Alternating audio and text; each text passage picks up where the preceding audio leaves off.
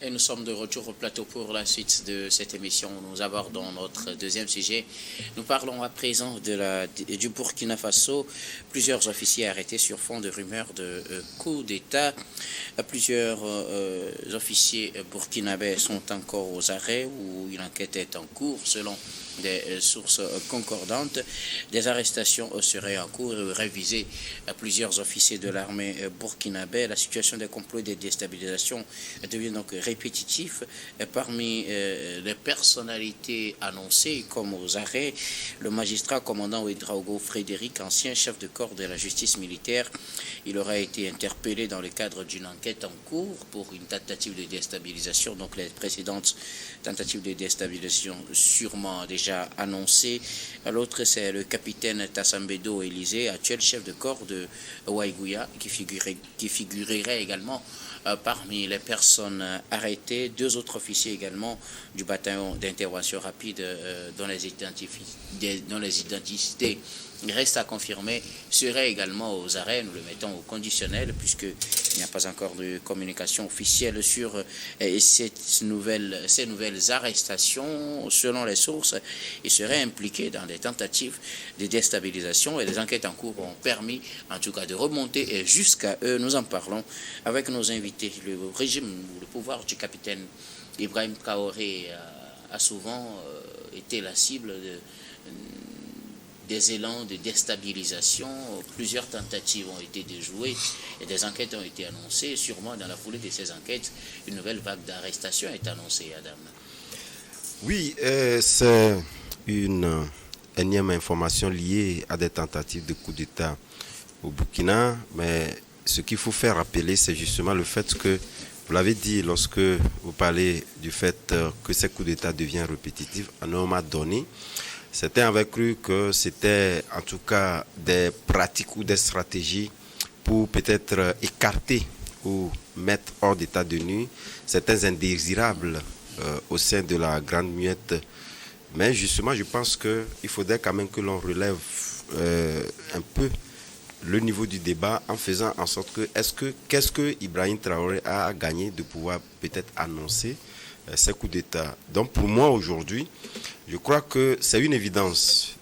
Nous savons que lorsque nous prenons nos contrées, et lorsque vous avez de l'ambition et que vous imprimez une marque contradictoire en réalité de ce que l'on a connu par le passé en matière de gouvernance, etc. Parce que les actes que pose aujourd'hui IB sur le territoire burkinabé est apprécié par la grande population parce que quelque part, ça contribue au développement, ça permet quand même aux plus démunis de pouvoir donc comprendre ce qu'est le Burkina. Et c'est aujourd'hui une fierté parce qu'on a quelqu'un comme IB qui se préoccupe en réalité des grands mots qui minent le Burkina Faso, qui essaie véritablement donc de les attaquer.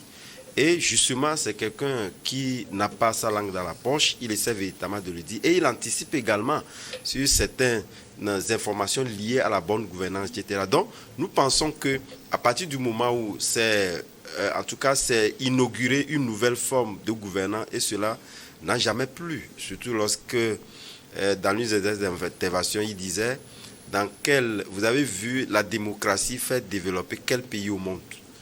Donc, pour certains, ils estiment que c'est la dictature qui est exprimée, mais au-delà de ça, je pense que, est-ce qu'il faudrait voir cette dictature entre guillemets que certains expriment, étant donné que nous sommes dans un environnement globalisé de démocratie et qu'on vienne imprimer une marque qui permet véritablement au Burkina Faso d'être l'un des pays qui pose des jalons d'un développement. Et il faudrait véritablement voir ça d'un mauvais œil. Je pense que non.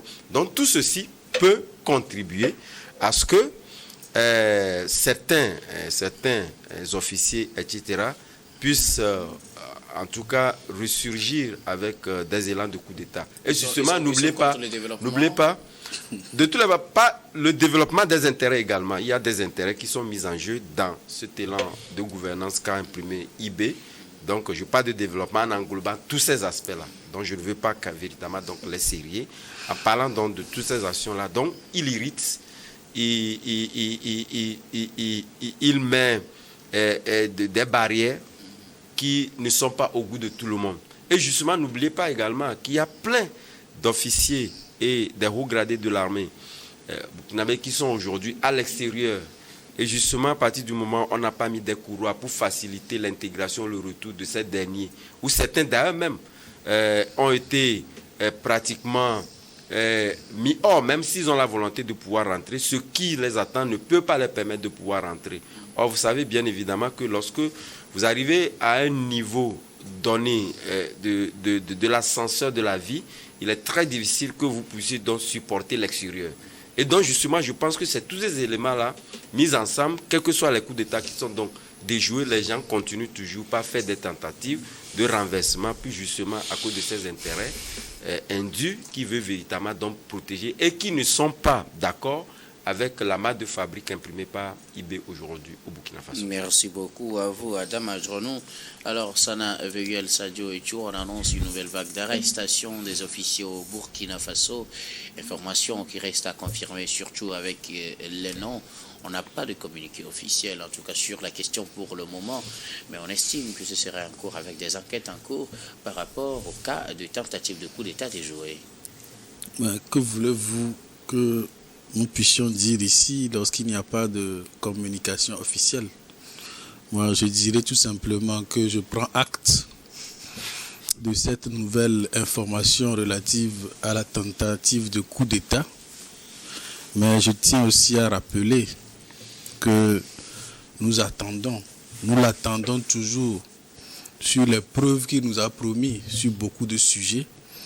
Et vous beaucoup, le capitaine Traoré? Bien sûr, Okay. Sur ces allégations passées sur le Bénin, où il a bien dit devant le peuple burkinabé que dans les prochains jours, il va nous exhiber des preuves qui n'ont jamais existé jusqu'alors. Donc, moi, je pense que sincèrement, la réalité sécuritaire dans les pays de l'AES, qui nous touche d'ailleurs, nos pays frontaliers, Togo, Bénin, je crois hier, il y a eu un certain nombre de militaires béninois qui sont décédés dans une attaque. Je pense sincèrement que c'est la priorité. C'est la priorité des priorités. Et je pense qu'on devrait sortir d'une certaine paranoïa pour que ensemble ces pays de l'AES avec les pays qui les entourent puissent vraiment créer un cadre commun pour combattre ces groupes armés terroristes. Je pense que c'est le plus important. C'est ça qui intéresse les populations qu'autre chose, à mon sens. Merci beaucoup à vous, Sanaveuel Sadio Etchou, Gabin Adjaro. Oui. Une nouvelle vague d'arrestations dans le cadre des tentatives de coup d'État des joueurs au Burkina Faso. Oui, ça fait quand même la énième tentative de coup d'État depuis que Ibrahim Traoré est au pouvoir. Et à un moment donné, je me pose la question de savoir qu'est-ce que ces gens-là gagnent véritablement en essayant d'évincer du pouvoir quelqu'un qui est adoubé par la population, quelqu'un qui essaie quand même d'imprimer une certaine dynamique au Burkina Faso. Après, je ne suis pas trop étonné par rapport à cette tentative de coup d'État là. C'est vrai, la justice va faire son travail, c'est juste des allégations. Pour le moment, la justice n'a pas encore véritablement établi les responsabilités. Donc on va attendre que la justice établisse les responsabilités, que ces gens-là aussi aient la possibilité de se défendre devant la cour, et là on verra véritablement ce qu'il y a, s'il y a véritablement coup d'État, tentative de coup d'État, ou bien ce sont juste des rumeurs qui ont poussé l'État à les arrêter. Mais à un moment donné, il faut se dire que sont des choses qui ne doivent pas nous étonner quand on sait très bien le contexte dans lequel Ibrahim Traoré a pris le pouvoir. Et on sait très bien, Damiba, il était au pouvoir, après il a fait venir Blaise Compaoré est reparti par après. Le Burkina a connu un régime qui était au pouvoir assez longtemps, Blaise Compaoré qui a véritablement des tentacules, des gens qui l'adoubaient. Et ensuite, par après, Roch-Marc Christian Kaboré est venu, il a été déposé par Damiba. Damiba a pris le pouvoir. on s'est rendu compte que Damiba épousait toujours l'idéologie de Blaise Compaoré. Du coup, Damiba a été renversé. Mais ça ne veut pas dire que les éléments de Damiba ont quand même quitté les rangs de l'armée. Ceux-là qu'on est en train d'arrêter aujourd'hui, ce sont quand même des hommes de confiance d'Ibrahim Traoré quand il est venu au pouvoir. Et il les a même nommés des chefs-corps. Il a confié toute une garnison. Ça veut dire à suffisance que c'est quelqu'un qui a fait confiance à ces hommes-là. Et aujourd'hui, ces hommes se retrouvent dans les mailles de la justice, sont arrêtés. C'est vrai, on ne nous a pas pour le moment montré le corps du délit, parce que dans ce genre de situation, ce qu'on fait la plupart du temps, c'est qu'on présente un corps du délit, un plan d'attaque, un plan de déstabilisation et autres là. Mais ici, rien n'a été montré pour le moment. Peut-être que bon, ce sont des arrestations préventives en attendant de poursuivre les enquêtes. On va voir dans les prochains jours ce qui nous sera présenté véritablement comme preuve de déstabilisation du pouvoir d'Ibrahim Traoré. Mais sincèrement, si cela s'avérait que ces gens-là ont véritablement cette envie d'enlever du pouvoir Ibrahim Traoré, ça veut dire que c'est un pari risqué, parce que là, ils feront face à un peuple qui aujourd'hui est déterminé à défendre Ibrahim Traoré et adoubé aussi par la population. Donc à un moment donné, je pense que ce sont des gens qui peut-être voudront tenter quelque chose pour venir au pouvoir, ou bien pour venir faire instaurer encore leurs hommes, peut-être Blaise Compaoré ou bien les amis de Blaise Compaoré au pouvoir. Mais à un moment donné, il va falloir qu'Ibrahim Traoré se rende compte que ceux-là qui ont quitté le pays, Damiba et autres compagnies, les ex généraux et autres là, ne vont pas le laisser respirer, puisque on parle là du pouvoir. Et le pouvoir, il faut se battre pour l'avoir et surtout essayer de le sécuriser. Donc, à chaque moment, il doit être sur ses gardes et savoir réellement que les ennemis ne seront jamais loin, ils seront toujours proches. Et surtout quand on sait très bien que dans l'AES aujourd'hui, il y a un certain nombre de choses qui ont été faites hier. Le fait de chasser certaines puissances manu militari, d'essayer de les humilier et autres. Là, ces gens ne vont jamais laisser les pouvoirs des pays de l'AES tranquilles. Donc, c'est à eux de rester sur leur garde. Et surtout, dans ce genre de circonstances, pour qu'on n'arrive pas à leur prêter des intentions de paranoïa, il faut essayer toujours de présenter des preuves, comme on l'avait fait entre-temps, en présentant des billets d'argent, des armes et autres. Là, je pense que dans ce genre de circonstances aussi, puisque ce sont des militaires, forcément, s'ils ont l'intention de perpétrer un coup d'État, ils vont avoir un plan d'exécution, ils vont avoir des éléments puisque dans tous les pays, pratiquement, on a eu à vivre ce genre de choses. Les gens qui nous ont présenté véritablement des corps du délit. Ici, on attend de voir les corps du délit pour nous prononcer véritablement. Et ça pourrait permettre, selon vous, de rassurer les populations, puisqu'on parle généralement de tentatives de coup d'État déjouées. Et je reviens à vous, Sana Veguel, même si pour ce cas précis, on n'a pas d'éléments d'appréciation pour le moment, ce qui fait que vous ne voudriez pas aborder le fond. On peut reprendre la question de façon générale. Les tentatives de coup d'État ont été annoncées en grand nombre au Burkina Faso. Heureusement, toutes ces tentatives ont été déjouées. N'est-ce pas normal qu'on mène les enquêtes pour pouvoir situer les responsabilités, que dans le cas des enquêtes, on procède à des arrestations? Non, vous savez, il y a une évidence. Le président Ibrahim Traoré a pris le pouvoir tout en étant capitaine. Et donc, sincèrement, je pense qu'il y a déjà, ne serait-ce que sur le plan psychologique, peut-être un complexe d'infériorité, puisqu'il y a des commandants, il y a des colonels, il y a des généraux, il y a des capitaines qui ont fait leur preuve sur le terrain. Et donc, naturellement, lorsque vous savez que déjà à la base, vous avez des prétendants sérieux qui sont peut-être plus légitimes que vous, évidemment. Est-ce que dans cette affaire, on doit parler de légitimité? Parce que le pouvoir n'appartient pas normalement aux militaires. Donc, non, non, c'est-à-dire c'est une situation de fait. Donc, je disais tantôt, et si je développe, vous allez comprendre. Si vous êtes capitaine et que vous avez pu prendre le pouvoir, ça veut dire que c'est possible, ce serait plus facile pour un commandant de le faire. Ce serait plus facile pour un colonel de le faire. Et donc, naturellement... ce n'est pas forcément... et donc, naturellement, et à la moindre rumeur, mais vous êtes obligé de frapper fort. Une certaine forme de légitime défense préventive, c'est-à-dire frapper avant que l'ennemi ne vous frappe. C'est de ça qu'il s'agit tout simplement. Et justement, vous verrez que depuis qu'il a pris le pouvoir, beaucoup d'arrestations sous fond de soupçons de coup d'État, sous forme de complot. On voit les complots venir de la part des pays voisins. J'ai cité le cas du Bénin, etc., etc. Donc, c'est devenu récurrent. C'est une rhétorique qui est assez connue venant du Burkina, et à tel point qu'on est parfois amené à se demander pourquoi lui. Et mes co-débatteurs ont relevé tout de suite qu'il serait assez fou pour pouvoir faire un coup à M. Ibé alors qu'il bénéficie du soutien populaire, si on peut le dire ainsi. Et donc le plus important, c'est de dire tout simplement qu'on prend acte de cette nouvelle information et on va suivre le dossier de près en attendant que les enquêtes soient abouties, en attendant que le corps du délit soit présenté, en attendant que les présumés comploteurs soient présentés à la justice pour qu'ils puissent développer des arguments et le ministère public les arguments contraires. Nous n'attendons qu'à être édifiés et donc pour le moment, prenons acte tout simplement.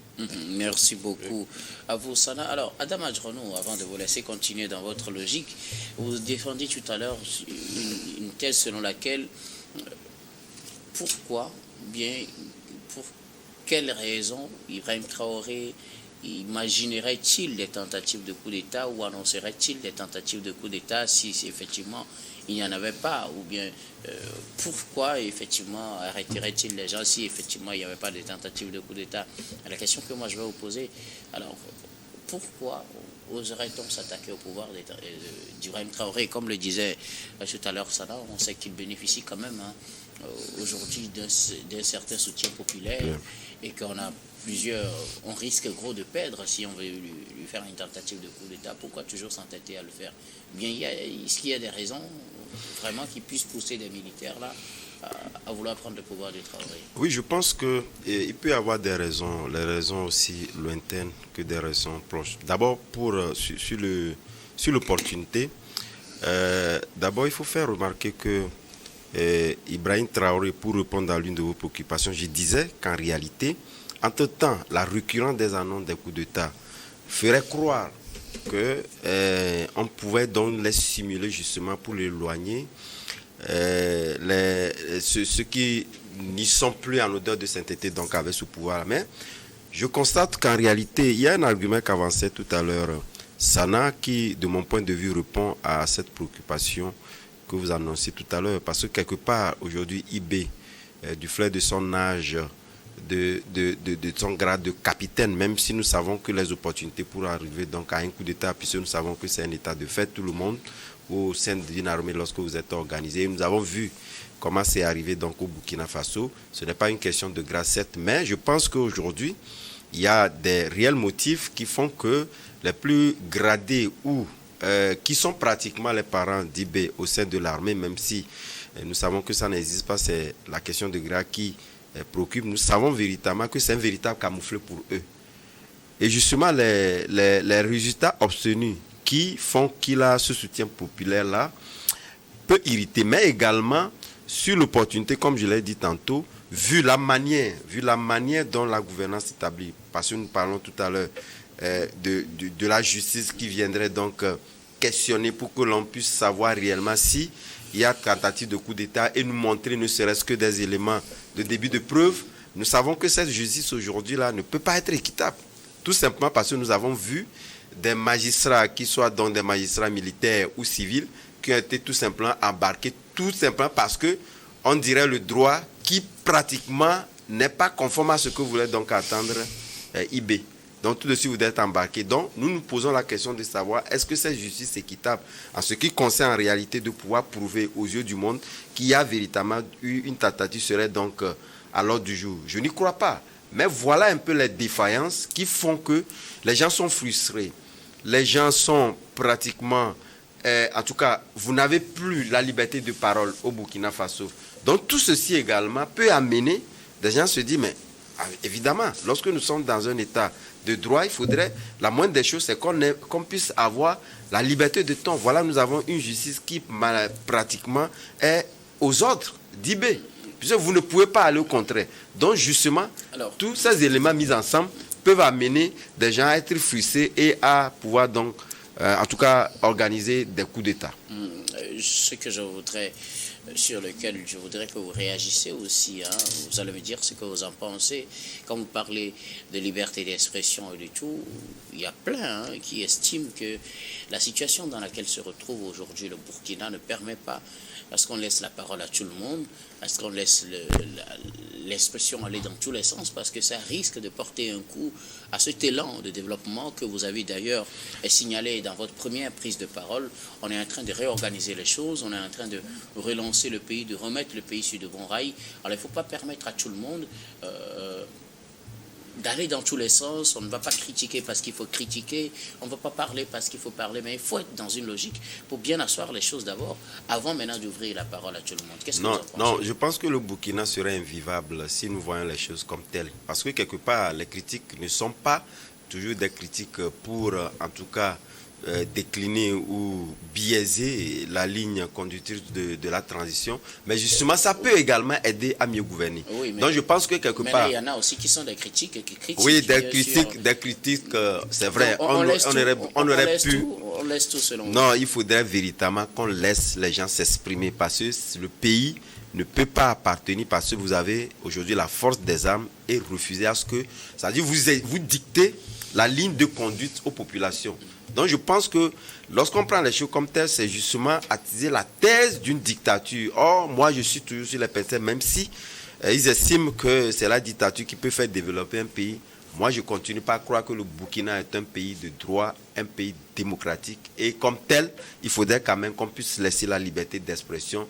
Ne serait-ce que les Burkinabés aujourd'hui, quelle que soit leur prise de position, ne sont pas pour que le Burkina puisse donc vaciller. Donc, tout compte fait, les gens mèneront des critiques constructives. C'est de savoir comment orienter ces critiques-là pour tirer meilleur profit. C'est ce qui est important. Oui, moi je ne dirais pas qu'il n'y a pas de liberté d'expression au Burkina Faso. Vous savez, en temps de conflit, en temps de guerre, il y a une stratégie de communication. On l'a vu ici au Togo, comment le gouvernement a essayé d'encercler, de faire en sorte que il n'y a pas trop de laisser aller dans la communication quand il s'agit du terrorisme. Donc à un moment donné, en temps de guerre, il faut savoir qu'il y a une stratégie de communication qu'un État doit adopter. Et il y a encore des émissions interactives au Burkina Faso. Ce n'est pas tout le monde qui fait quand même l'objet de poursuites ou bien qui a été envoyé au front parce qu'il a critiqué le gouvernement. C'est tout simplement de critiquer pour ne pas critiquer. Il faut juste donner des éléments de preuve ou bien apporter quand même sa contribution pour arriver à annihiler le terrorisme. Je pense que c'est ce qu'un très bon citoyen doit essayer de faire. Sinon, en temps de guerre, se laisser aller dans des divulgations, dans les paroles et autres, là, je ne pense pas que ce soit la bonne manière. Et au niveau de ces organisations de coups d'État à tout va, vous savez, Ibrahim Traoré est venu au pouvoir. Vous savez, quand vous vous organisez pour prendre le pouvoir, la plupart du temps, les gens pensent à leur poche, les gens pensent à s'enrichir, à avoir des marchés un peu partout. Mais aujourd'hui, peut-être que le rythme qu'est en train d'imprimer Ibrahim Traoré au pays ne plaît pas véritablement à ces gens-là qui ont d'autres envies quand ils étaient venus au pouvoir. Véritablement, quand vous venez au pouvoir, peut-être que vous pensez prendre un certain pan et autres là, mais par après, vous vous rendez compte qu'absolument vous n'avez rien et que peut-être le train de vie même que vous avez avant est diminué. Ça pose des problèmes. Donc, à un moment donné, ces gens-là se trouvent assez révoltés et frustrés par les prises de décision de Ibrahim Traoré et de son gouvernement. Vous avez vu le remaniement du dernier gouvernement. Donc, forcément, il peut y avoir des gens qui se sentent véritablement frustrés par rapport aux prises de décision d'Ibrahim Traoré, d'autant plus qu'ils se sont dit, on s'est organisé pour venir au pouvoir et maintenant on est là, au lieu d'en profiter, on n'arrive pas à profiter. Ibrahim Traoré, il est là et il a toujours dit, il a claironné un peu partout, qu'il est là pour la population, il est là pour pouvoir protéger cette population-là. Maintenant, si ceux avec qui il est venu au pouvoir, ceux-là ne sont pas dans la même idéologie que lui, c'est tout à fait normal que ces gens-là aujourd'hui s'organisent pour pouvoir destituer Ibrahim Traoré du pouvoir. C'est pourquoi je le dis toujours, c'est à lui de savoir comment il faut prendre les mesures, parce que ce genre d'idées, ça ne manquera absolument jamais. Ce sont des gens qui ont toujours été habitués à un certain nombre de choses, et aujourd'hui, si peut-être entre-temps à l'époque de Damiba ou bien autre, là, ces gens-là, on leur donnait de l'argent pour aller acheter des matériaux de guerre, et puis ils se permettaient de cacher une partie de cet argent. Maintenant qu'Ibrahim Traoré est arrivé, les choses sont beaucoup plus claires, et je le dis, je vais encore le répéter sur la chaîne nationale. Il y a toujours de la communication. Peu importe les actions que Ibrahim Traoré pose ou bien le gouvernement burkinabé pose, on communique toujours à la population pour que la population sache véritablement ce qui est en train d'être fait. Donc la reddition de comptes est là, alors que ceux-là, les généraux, les commandants, les colonels et autres, là, n'étaient pas habitués à ce mode de gestion. Donc aujourd'hui, je pense que c'est la frustration qui a amené tout cela, d'autant plus que Ibrahim Traoré est à un grade beaucoup plus bas que ces officiers-là. Ce qu'il faut rajouter en ça, est-ce que cela ne risquerait pas de jouer en sa défaveur, surtout lorsqu'on sait que le climat aujourd'hui, c'est connu de tous, au sein de l'armée burkinabèse est très tendu. Et lorsque vous n'avez pas une homogénéité au sein de l'armée, ça cause problème. Merci beaucoup à vous tous pour vos contributions. Nous allons marquer la deuxième pause pour le journal et on reviendra tout à l'heure pour la suite de cette émission.